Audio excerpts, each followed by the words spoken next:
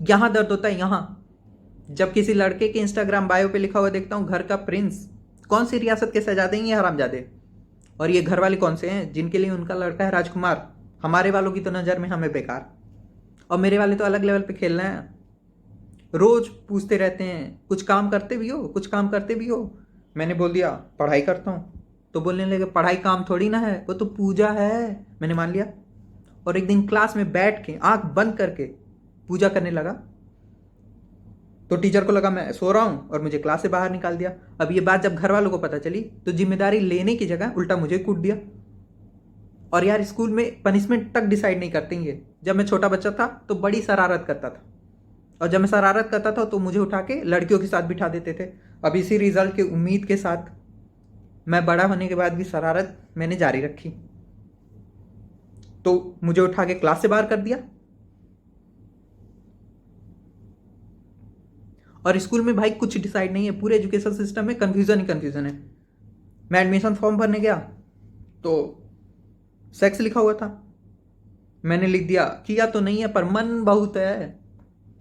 तो बोलता है अरे वो पागल, मेल फीमेल लिखना था।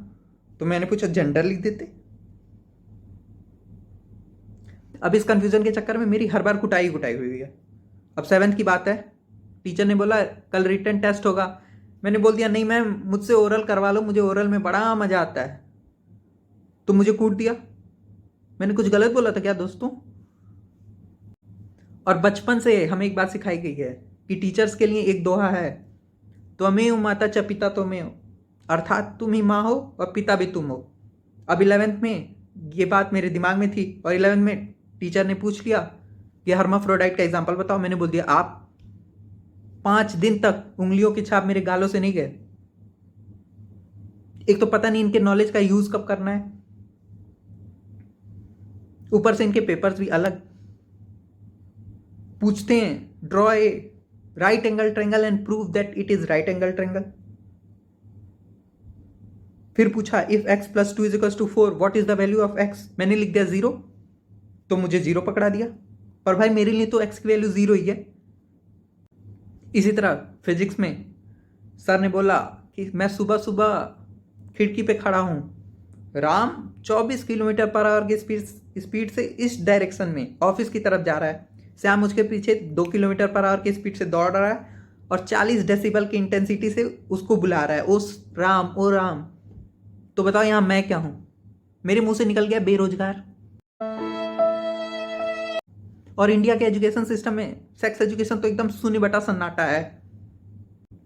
पहले तो ये बोलते रहते हैं क्वेश्चन पूछो क्वेश्चन पूछो, और जब पूछ लो कि बच्चे कैसे पैदा होते हैं तो बोलते हैं घर से पता करके आओ। और घर वाले बोलते हैं कि इतनी फीस क्यों देते हैं, स्कूल में जाओ टीचर से पूछो।